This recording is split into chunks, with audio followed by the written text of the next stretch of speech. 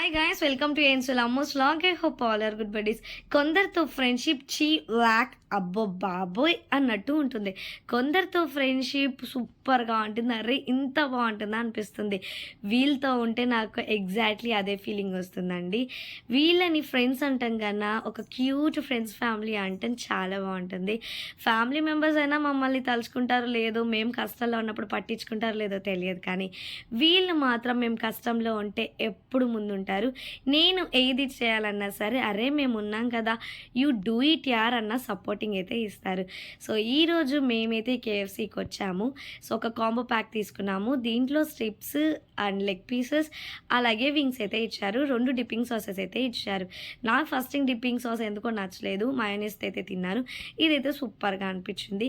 అయినా కేఎఫ్సీకి పేరు పెట్టేంత వాళ్ళమా మనము. కేఎఫ్సీ అంటే ఒక బ్రాండ్ కదా, సూపర్గా ఉంటుంది.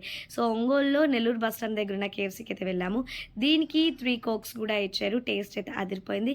మేము అలా ముచ్చట్లు చెప్పుకొని గాసిప్స్ కూడా మాట్లాడుకొని ఎండ్ అయితే చేసామన్నమాట.